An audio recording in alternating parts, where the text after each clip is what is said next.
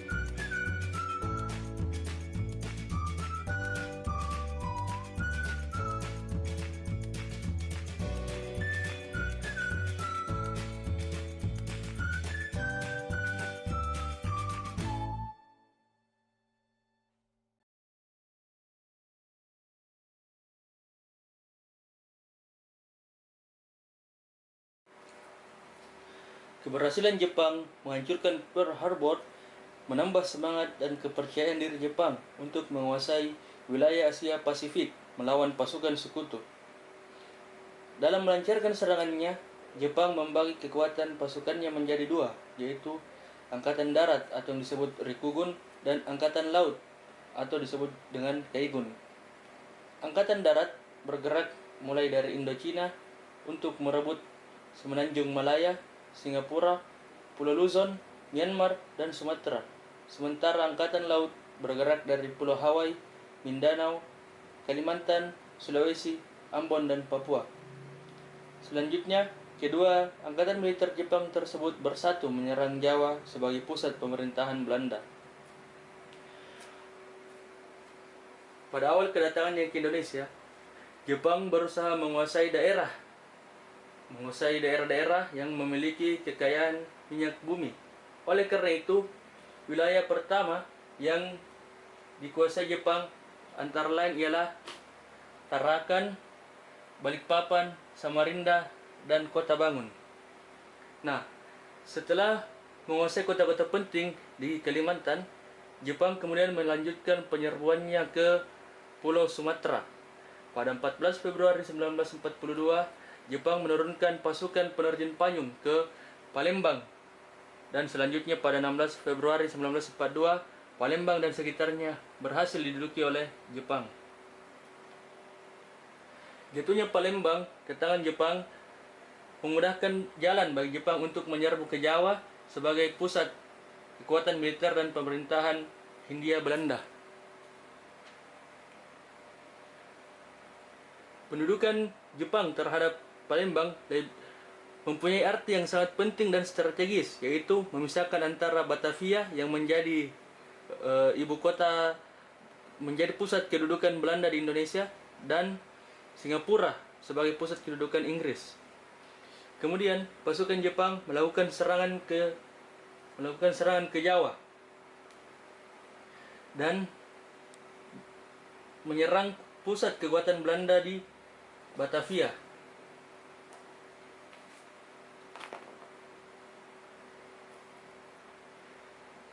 Pada tanggal 5 Maret 1942, kemudian disusul dengan Bandung pada tanggal 8 Maret 1942 dan sekitarnya.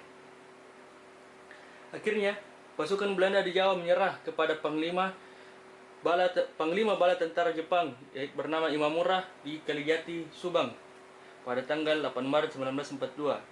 Dengan demikian, seluruh wilayah Indonesia menjadi bagian dari kekuasaan Jepang. Pada awal kedatangan Jepang disambut baik oleh masyarakat Indonesia karena adanya iming-iming beberapa ajaran seperti Shintoisme yang mempunyai tujuan baik bagi semua manusia. Kesempatan emas tersebut tentu saja tidak disia-siakan oleh Jepang untuk mengambil simpati dari rakyat Indonesia dengan membuat beberapa propaganda.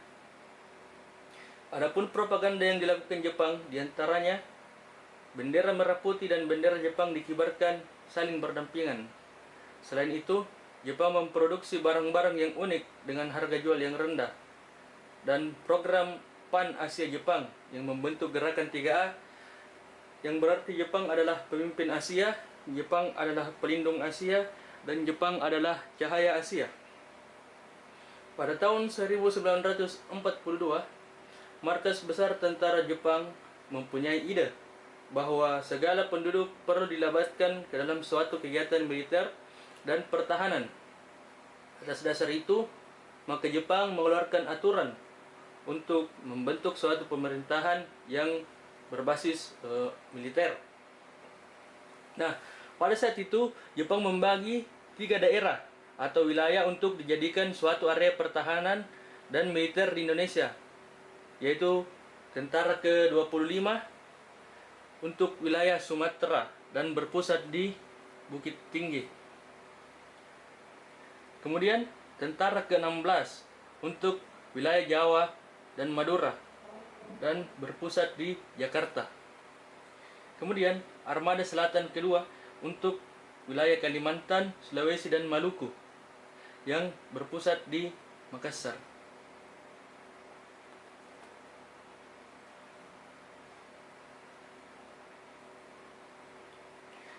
Untuk mendukung suatu pemerintahan militer, maka Jepang membuat suatu pemerintahan sipil di tahun 1942. Guna meningkatkan sistem pemerintahan, maka dikeluarkanlah Undang-Undang Nomor 27 tentang Aturan Pemerintahan Daerah dan Undang-Undang Nomor 28 tentang Pemerintahan Shu atau Keresidenan serta Tokubetsushi atau Kota Istimewa. Dalam undang-undang tersebut telah ditetapkan bahwa Shu merupakan suatu pemerintahan daerah yang tertinggi. Adapun di Pulau Jawa dan Pulau Madura telah dibagi menjadi daerah-daerah kecil menjadi 17 daerah Shu. Shi atau kota praja, Ken atau kabupaten, Gun atau kawedanan, Son atau kecamatan, dan Ku yaitu desa atau kelurahan. Adanya pembagian tersebut tidak melibatkan Kochi, Yogyakarta, dan Surakarta.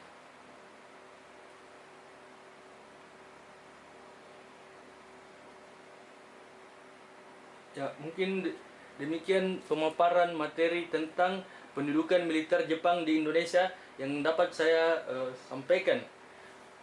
Dan berikut ini adalah media pembelajaran yang saya terapkan dengan materi tersebut.